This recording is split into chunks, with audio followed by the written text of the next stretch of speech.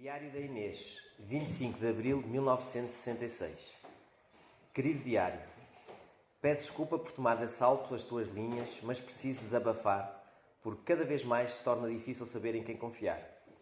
Ter a cabeça e o coração cheio de lamúrias e não ter com quem falar torna os dias mais penosos e insuportáveis.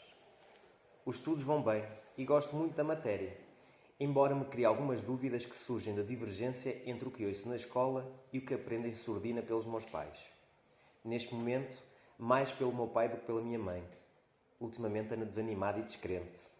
Embora não o diga, acredito que a ida do meu irmão para a guerra seja a principal causa. Tento animá-la, mas para ser sincera, também eu começo a perder a crença em Deus.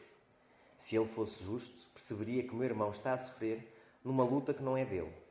Lembro-me da sua primeira carta enviada de Lourenço Marques após ser enviado para a guerra por estar envolvido em atividades associativas na universidade.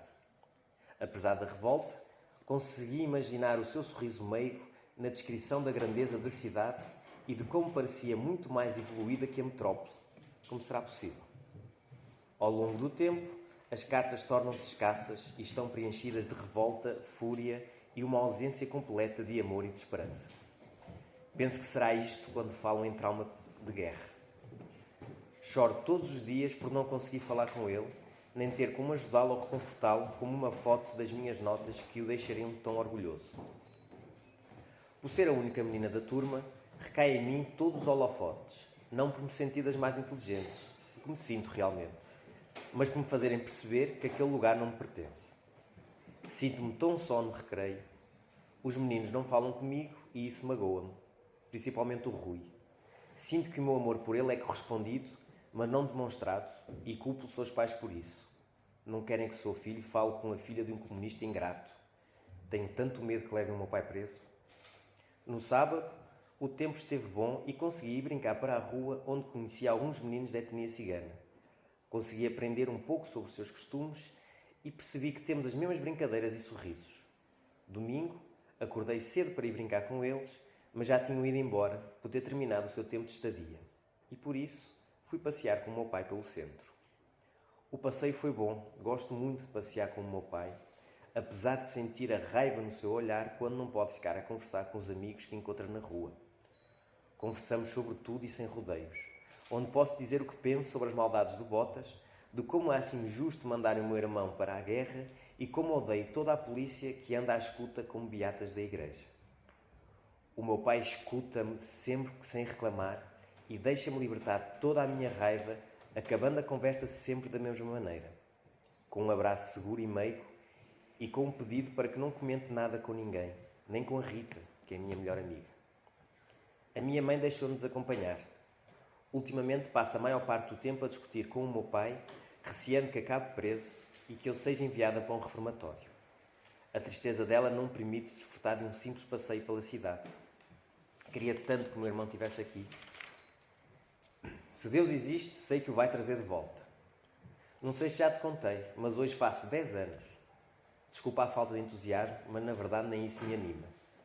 Hoje, o Pedro perguntou ao professor por que temos de começar o dia a rezar o terço e, pela sua ousadia, obteve como resposta 10 reguadas na mão e a obrigação de usar as orelhas de burro durante a aula inteira. Convidei 12 amigos para virem comer o bolo e todos rejeitaram por medo de que os pais tenham de algumas conversas. Pedi à minha mãe, como presente, poder faltar à aula da Mocidade Portuguesa e que ela negou com medo de represálias. Pedi uma carta do meu irmão e nada chegou até hoje. Ele nunca teve tanto tempo sem mandar uma carta. Quero formar-me em Direito e poder ajudar quem mais precisa. Mas a minha mãe não me deixa e na mocidade quer incutir-me à força que o meu dever é ser dona de casa e cuidar do marido. Até aceito o marido, mas que seja como o meu pai e não como o Rui, que não luta pelo que ama. O seu olhar não engana. Quero poder falar alto e em bom som, que é um sinal de preconceito e racismo festejar o 10 de junho como o dia da raça. Talvez o faça durante o cortejo e assim poder fazer ver ao Comissário Nacional que nós mulheres também temos voz e direito a voto. Hoje, dia 25 de abril de 1966, peço como prenda de anos razões para sorrir. Quero ser eu a decidir o meu destino, poder exprimir o que mudava na nossa governação, quero conseguir votar e lutar de forma cívica. Quero poder entrar num café com os mesmos respeito que qualquer homem sente e conseguir falar de política, de amores e desamores e tudo que achar pertinente, ou apenas porque sim. Se Deus me estiver a ouvir, que envie o meu irmão e me ajude a concretizar o meu sonho. Aí sim, o dia do meu aniversário será o mais feliz de sempre. Estamos no ano de 1966, em que a liberdade era totalmente controlada e punida. Não falamos apenas do que é mais conhecido, como não havia liberdade de expressão ou proibição de voto por parte das mulheres, e falamos de coisas simples.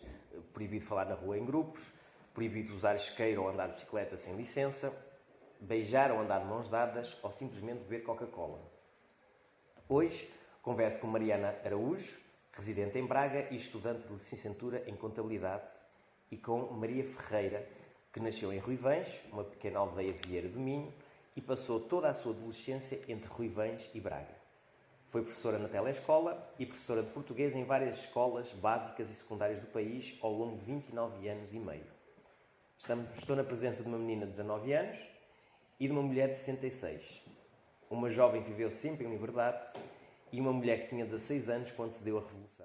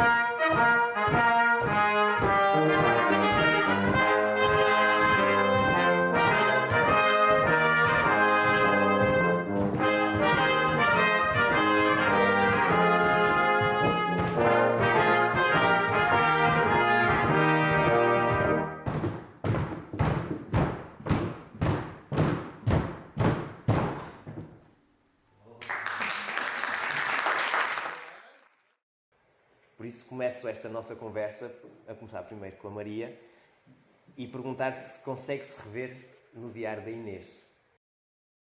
Bom dia.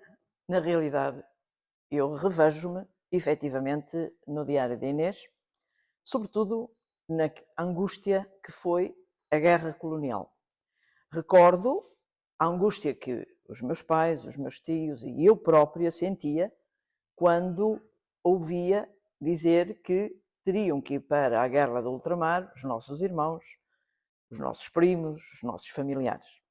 O meu irmão mais velho, felizmente, não foi para a guerra porque, tendo entrado na universidade, conseguiu ir adiando,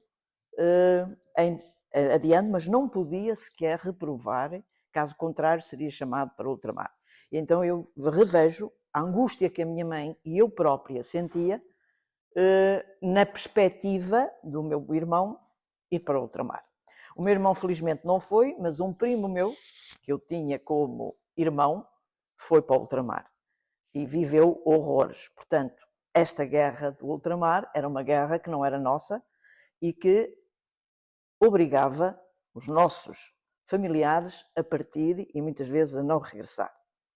Também me revejo no rezar a oração na escola primária. Frequentei a escola primária e todos os dias se rezava antes de iniciar as aulas. Lá está, no Estado Novo, o lema era Deus, Pátria e a Família, representados, tudo isso, na própria sala de aula, através do crucifixo, do retrato de Salazar e de Américo Tomás, os representantes do nosso país. Portanto, revejo-me na palmatória, quando a Inês diz que havia a palmatória funcionava como castigo, as orelhas de burro, nomeadamente, e não tínhamos liberdade de perguntar sequer ao professor, fosse o que fosse. Portanto, revejo-me nisso, também me revejo na mocidade portuguesa. Eu não frequentei, mas recordo-me do meu irmão ser obrigado a ir para a mocidade portuguesa, percorrer as ruas da cidade, nomeadamente a Rua de Santa Margarida, partiam da Rua de Santa Margarida e vinham fardados. Portanto, era tudo uma imposição aos jovens, quisessem ou não, frequentar essas aulas. Éramos ensinadas, nós meninas, no sentido do dever de dona de casa, tal como a Inês refere no seu diário, cuidando dos maridos e dos filhos. Portanto, a mulher era preparada apenas e só para ser dona de casa e ser uma futura mãe dos seus filhos. Não tínhamos direito a voto, as mulheres não tinham direito a voto. Ir a um café, naquela altura, uma jovem ou uma rapariga só, não era bem visto pela sociedade. Grupos superiores a 3 pessoas eram considerados multidão. Portanto, havia sempre o receio de que estivéssemos a conspirar. Portanto, eu, Maria Ferreira, com 66 anos de idade, vivi bastante aquilo que a Inês refere no seu diário. Mariana, tu com 19 anos, que é uma coisa tão distante, consegues-te imaginar no papel dentro? Não. Consegues perceber o que é não poderes falar com os amigos, não poderes decidir por ti? O que é que isso faz sentido? Não, eu acho que se eu tivesse naquela altura e com a mentalidade que eu tenho neste momento, eu de alguma forma eu ou estava sem mão de levar reguadas, ou então porque eu falo e eu digo muito o que eu sinto. E eu fui ensinada assim, a dizer o que eu sinto. E aqui nós somos oprimidos. Eu não conseguia me encaixar aqui, principalmente depois na parte da ida do irmão, que ela falou também. Eu e o meu irmão damos-nos bem dentro dos limites. Somos irmãos, não é? Mas se ele tivesse que ir para algum lado, eu acho que também não conseguia. Não dava. Era demasiado. Demasiado. Há uma curiosidade que eu tenho, que é a Revolução, o dia 25, nós sentimos que é uma coisa muito transversal, toda a gente viveu de igual forma. A Maria nasceu em Ruivães, viveu em Braga, por isso 2 zonas completamente diferentes, foi professora na telescola. Não sei se depois quiser também explicar um bocadinho o que é a telescola, porque acho que é um conceito, se calhar, jovens como a Mariana não sabem bem o que é a telescola. A minha pergunta é, toda a gente viveu a ditadura de igual forma? E se toda a gente viveu a liberdade de igual forma? Ou se os contextos também mudam as suas vivências? Não, eu penso que a ditadura foi vivida de maneiras distintas nas zonas rurais e nas zonas urbanas do nosso país. E essas diferenças refletem não só a variação na intensidade da repressão e controle político, mas também no acesso às informações e no desenvolvimento socioeconómico. O que é que eu quero dizer com isto? A população rural, frequentemente menos instruída e mais isolada das grandes cidades, estava mais sujeita ao controle de poderes locais, muitas vezes exercidos por figuras autoritárias, como regedores. Eu recordo-me de na minha aldeia haver um regedor, normalmente era um senhor pouco instruído, mas que, dotado da sua pistola, sentia o poder nas mãos. E como conhecia as pessoas, era muito mais fácil acusá-las, não é verdade? Portanto, aí penso que esses regedores, que assim eram chamados, agiam em conformidade com os interesses do Estado Novo. Não tenhamos disso dúvidas. Estas áreas também eram caracterizadas por uma forte influência da Igreja Católica, os meios rurais, não é verdade? Tal como disse há pouco, o lema do Estado Novo, não é? Era Deus, pátria e a família. Portanto, o regime, portanto, era também dominado pela Igreja. E a Igreja era um pilar do regime de Salazar. Portanto, nas aldeias, a liberdade era, a ditadura era vivida de forma muito diferente, na minha perspectiva, das zonas urbanas. Também vivi na cidade e, embora sendo jovem, não é?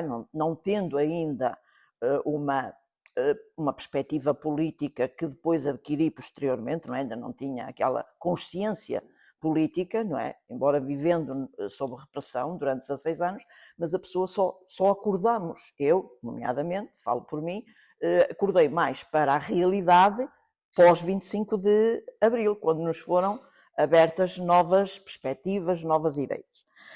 Portanto, nas áreas urbanas a situação era um tanto diferente. Apesar da repressão e da censura serem fortemente sentidas, o acesso a diferentes formas de informação, havia maior concentração de estudantes, de pessoas intelectualmente mais criativas, isso tornava o ambiente mais propício à resistência, não é verdade? Portanto, penso que, de uma maneira geral, as coisas passaram-se diferentes. Após a Revolução dos Cravos, a liberdade também foi experienciada de maneira diferente, tanto nas zonas rurais como nas zonas urbanas. E então, eu penso que nas zonas urbanas a transição para a democracia foi marcada por uma exploração de atividades políticas e culturais, com a emergência dos partidos políticos, dos jornais e movimentos sociais. Eu lembro-me que, pós 25 de Abril, portanto, nos meus 17 anos, eu inscrevi-me em tudo que era partido. Portanto, houve uma explosão de partidos e nós, jovens, sem sabermos, ainda não temos aquela consciência política, exatamente, inscrevíamos em todos os partidos políticos. Eu lembro que fui militante do Partido Comunista, do MRPP, de vários partidos. Portanto, isto nos meios urbanos, não é? Havia aquela explosão e aquela vontade de lutar e de resistir. Portanto, podemos dizer que, não é, que a vivência da ditadura e a experiência da liberdade em Portugal variaram significativamente entre as zonas rurais e urbanas, refletindo diferenças de acesso a informações, níveis de educação e o grau de desenvolvimento político. A verdade é que começamos também outro tema, que aproveitamos o espaço que estamos na escola Carlos Gulbenkian, que tem a música na sua alma, no seu coração. A música foi um veículo importante no dia, isso acho que é sabido, não é? Que os códigos foram feitos pelas músicas, foram hoje aqui tocadas, e antes da Revolução a música era um veículo informal de educação e por isso também sujeito à censura. Agora é só para fazer a questão de a música de hoje continua a ser um veículo de uma educação informal, ou então perguntar à Mariana se ela vê na música algo para compreender o mundo. Se a música continua a ter o mesmo peso que tinha antes, neste papel de educação informal. Não todas, acho que há sempre uma, na minha opinião, claro, e da maneira que eu considero dos meus gostos, eu acho que nós cá temos, por exemplo, temos o rancho, temos o fado, e isso transmite, e isso mostra qual é uma grande parte da cultura portuguesa. E dá para as pessoas que ouvem de fora compreenderem também um pouco da nossa cultura através da música. Tanto como nós ouvirmos música de outros países, conseguimos compreender um pouco a cultura deles. E sim, eu acho que ainda continua a ser um veículo de informação. E consegues olhar para a música, estas duas músicas, e conseguir imaginar um bocadinho mais o que foi aquele dia de 25 de Abril? Imagino que tenha sido grande a emoção a ouvir, mesmo na parte de começar a ouvir a música, deve ter mexido ali com as pessoas e dado uma força enorme a toda a gente que estava a ouvi-la. Também acredito. Também acho que há uma coisa que acontece, a música tem um poder muito forte. Não é? A música tem um poder muito forte. Por isso eu queria perguntar à professora Maria que é fácil de explicar a liberdade aos jovens de hoje? Eu penso que explicar o conceito de liberdade aos jovens é um desafio. Portanto, eles nasceram com liberdade, viveram com liberdade, sentem a liberdade de uma forma que eu, Maria Ferreira, não sinto, não é? Portanto, explicar aos jovens de hoje o que é a liberdade é um pouco difícil, porque eles nunca se debateram com a falta dela.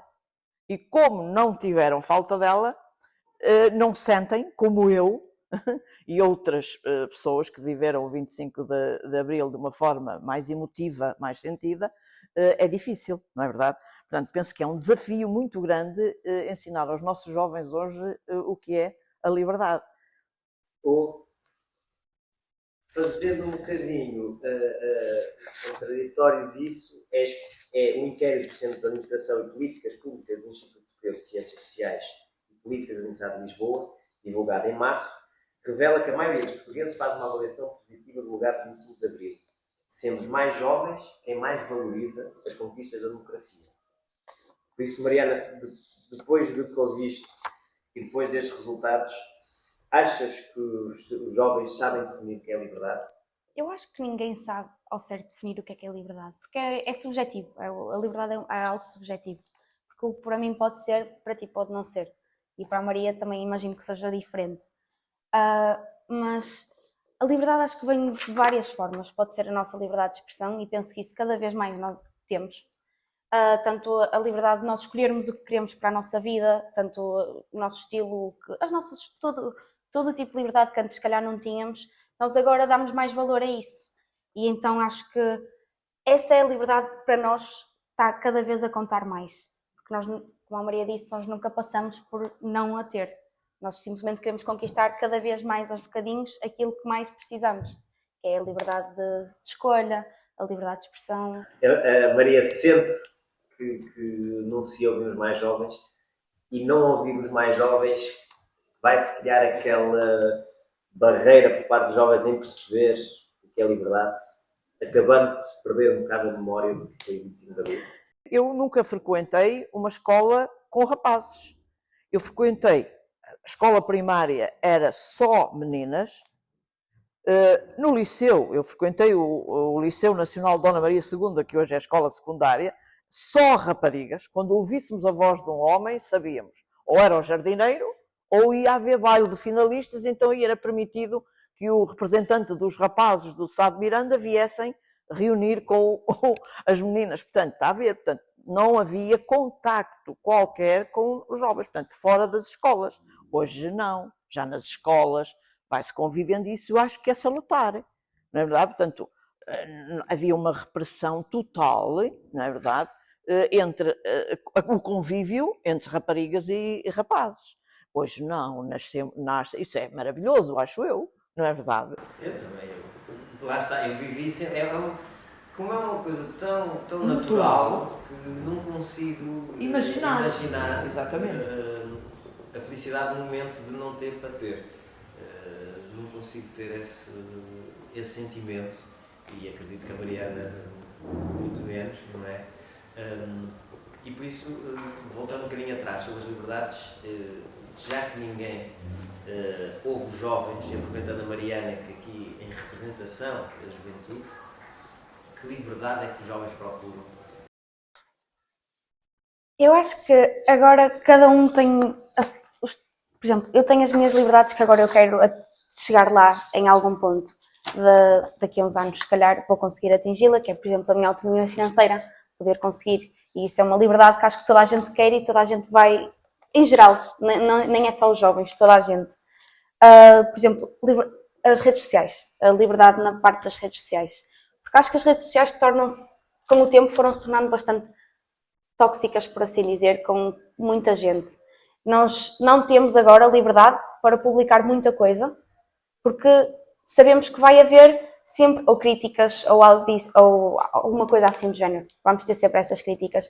Por isso, uma liberdade digital, É penso. quase uma ditadura informal. Exato. Temos que seguir estes padrões e tem que ser assim, senão somos completamente criticados. Depois, a de expressão. Completamente a liberdade de expressão. E a de escolha também, de podermos escolher o que queremos, como queremos, quando queremos. Porque eu isso nunca experienciei, mas conheço muita gente que nem o curso teve a opção de escolher. Foi porque se as coisas mudaram no país, mas se calhar às vezes as mentalidades das pessoas também não mudam. E então escolher um curso é a coisa mais importante, é o que nós vamos fazer muito provavelmente para o resto da nossa vida. E não ter a oportunidade de o escolher, nem de decidir o que queremos, acho que é cortar os sonhos de uma pessoa. Ainda não conquistamos a liberdade completa, que é passamos, nós mulheres, de não podemos ter direito à decisão. Agora temos o direito à decisão, mas com algumas restrições. Sim, temos, vê-se já pelas diferenças salariais, não é? Mas isso também já é outro ponto. Nós temos, acho que nunca ninguém vai ter a liberdade completa. Acho que isso é algo que é impossível de se atingir, porque para eu ser livre, completa, a minha liberdade acaba quando começa a do outro. E então acho que nunca vou ser livre completamente, porque eu não posso estar para conseguir exercer o meu direito de liberdade, não posso estar a fazer com que a outra pessoa não possa exercer o dele. Então acho que nunca ninguém vai ter, porque vai acontecer sempre isso, vai acontecer sempre alguém que vai querer exercer demasiado o seu direito de liberdade e vai fazer com que eu não possa ser o mais livre possível. E se agora conseguíssemos fazer um exercício de juntar tudo no mesmo plano e colocarmos as redes sociais antes do 25 de Abril? A revolução acontecia mais cedo. Temos as redes sociais um veículo, podemos manifestar sem dar a cara. E se era propício para se criasse um 25 de Abril mais cedo. Sem dúvida, e penso que sim, se houvesse redes sociais, com certeza que o 25 de Abril teria ocorrido mais cedo. E na realidade eu penso que, digamos, as redes sociais hoje criam comunidades de luta e isso automaticamente facilitaria, não é, a revolução e, digamos, a luta contra o poder imposto. Sem dúvida, isso não tenho dúvidas, não é? Sem contar que também as redes sociais seriam controladas. Ora bem, exatamente, eu estou a pensar nas redes sociais, tem razão, antes do 25 de Abril livres, que não seriam de certeza, não é? Não seriam. Se calhar até perpetuariam o movimento, porque seria mais difícil. Estamos na presença de duas gerações completamente diferentes. A Maria tem medo que a memória do 25 de Abril acabe, e se a Mariana acha que o 25 de Abril terá sempre a sua importância para o futuro. Eu não tenho medo que isso aconteça, porque se formos ouvidos e se proporcionarmos momentos como este que estamos a ter agora, e se permitirem aos mais velhos contar as suas experiências, e devemos procurar que os mais velhos contem as suas experiências, relatem testemunhos vivos, nomeadamente casos que foram vividos e sentidos, esses relatos fixar-se-ão na memória dos nossos jovens e eles perpetuá-los-ão. Portanto, eu penso que é fundamental e não tenho medo que o 25 de Abril morra quando nós, os mais velhotes, partirmos desta para melhor. Porque, tal como nós temos na nossa memória, tempos, por exemplo, eu lembro-me de coisas, lembro-me não, Eu relato factos da monarquia contados pela minha avó, portanto, e da minha bisavó. Portanto, se estes relatos forem perpetuados através das novas gerações, não podemos temer que a nossa história termine. E é esse o nosso objetivo, naturalmente, que hoje estar eu aqui com a Mariana já é, digamos, um bocadinho desse desejo das gerações mais velhas conseguirem que os mais novos não esqueçam a luta que foi o 25 de Abril, até porque nós, como já a Mariana disse, esta luta está inacabada, não é verdade? Ainda não conseguimos totalmente as nossas liberdades totais e a mulher ainda tem muito a conquistar nesse sentido. E, portanto, ajudar, nós temos esperança, as mais velhas, que as mais novas continuem essa luta futuramente. Eu concordo com tudo o que a Maria disse, porque eu acho que foi um dia e uma revolução demasiado importante para sequer ser pensado em isso ser esquecido. Porque eu falo por mim, eu já perguntei ao meu avô, as coisas se passaram, eu perguntava quando era mais nova, e é algo que realmente vai passando de geração para geração, tal como eu espero que, se calhar, eu daqui a uns anos vá contar aos meus filhos o mesmo que o meu avô me foi contando. E eu acho que esquecer-se e deixar de celebrar ou algo assim nunca vai acontecer. Eu acho que aí também temos de ter atenção que os contextos são importantes. E os contextos, como falamos logo no início, de como viveram a Revolução é diferente. Não é? Normalmente o teu avô viveu a Revolução diferente, se calhar o meu avô viveu, ou a Maria viveram, a própria Maria. Isto, o meu receio é que aconteça quase como aquele jogo do telefone estragado, que é, vamos contar o segredo, quando chegarmos ao fim, está deturpado. A ideia está tudo errado. E tenho algum medo que se perca o que é o essencial. Agora, uma curiosidade que eu tenho, que é a importância da Igreja antes do 25 de Abril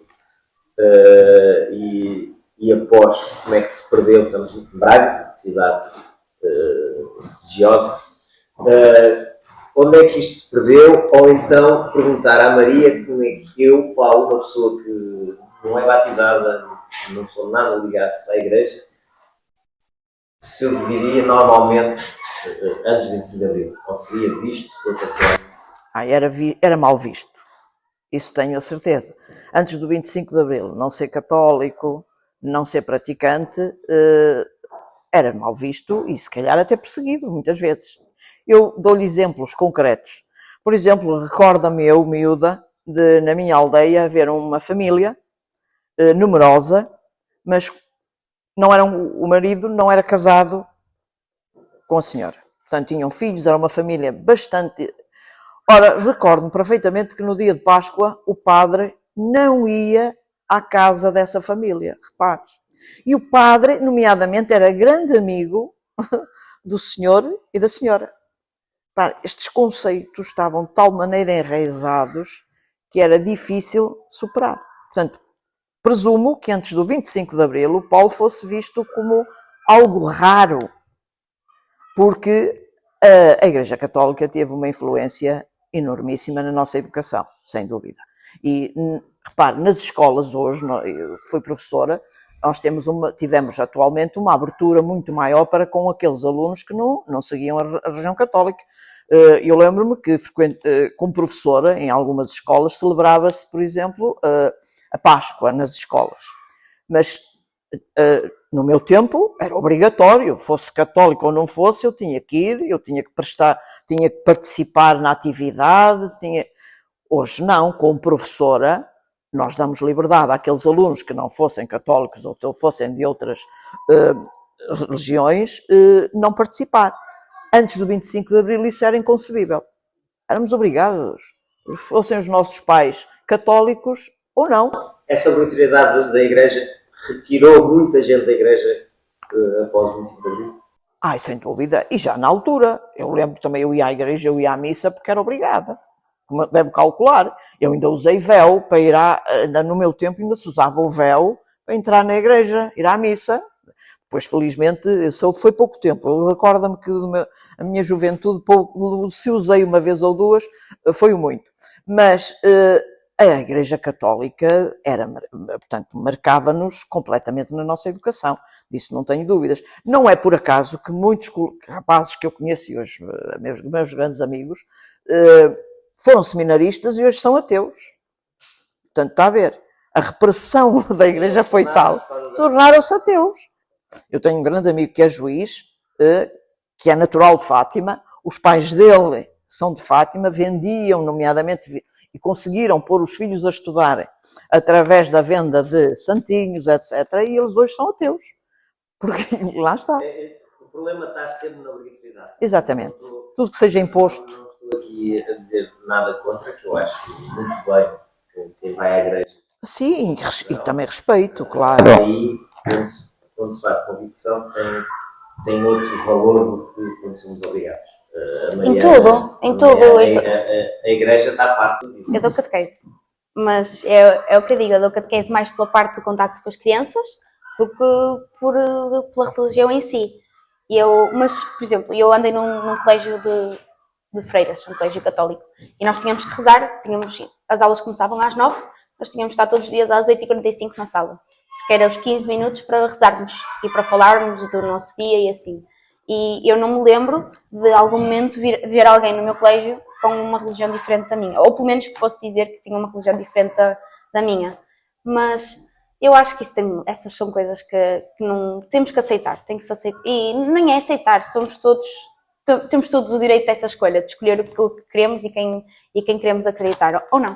Exato. Sim, acho que até porque os problemas que temos agora, que se baseiam na religião, acho que a religião tem muito pouco. Exatamente. Isso, acho que outros valores, aproveitamos a religião para explicar outras coisas. Vamos tentar que chegarmos ao fim. Gostava que sintonizassem no 25 de abril de 1974. Vou começar pela Mariana. Mariana, depois desta conversa, como é que achas que a tua geração de agora iria celebrar o dia 25 de abril de 1974? Eu acho que não seria muito diferente.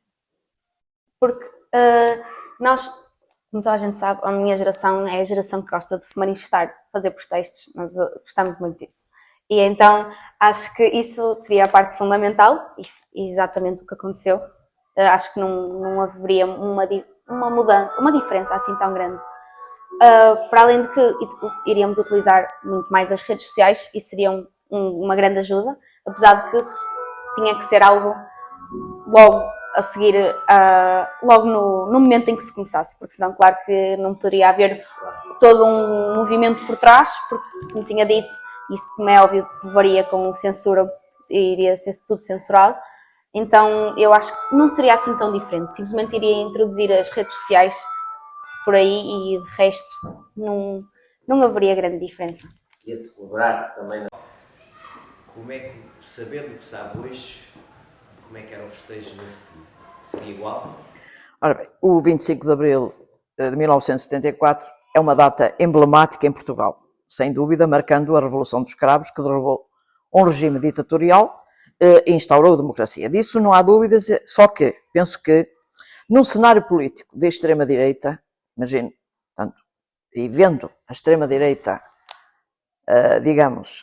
avançar no nosso país, é uma coisa que me está a preocupar solenemente, sou sincera, a mim dá-me um pouco de arrepio ver a extrema-direita avançar. Penso que o 25 de Abril será celebrado de forma diferente se a extrema-direita continuar a avançar da forma que está a avançar. E a forma exata como esta data será celebrada pode variar significativamente, dependendo das forças políticas dominantes no momento. Disso não tenho dúvidas. E, portanto, o meu maior receio é que esta emoção, esta vontade de ser livre, deixe de ser vivida desta forma tão emotiva se a extrema-direita progredir. Esta é eu temo uma extrema-direita. Podemos é também, independentemente de tudo, o 25 de Abril está presente. Há uma frase que eu gosto muito, não sei quem a diz, que é: quando o extraordinário se converte em cotidiano é quando estamos verdadeiramente a fazer a revolução. Por isso, conseguimos estar aqui os três, ser Já somos uma multidão. já somos normalizar este momento que conseguimos estar, por isso acho que 25 de Abril será sempre recordado e será sempre celebrado. Queria agradecer muito a vossa presença e esperamos que o 25 de Abril nunca deixe de acontecer. Obrigado. Ótimo, obrigada.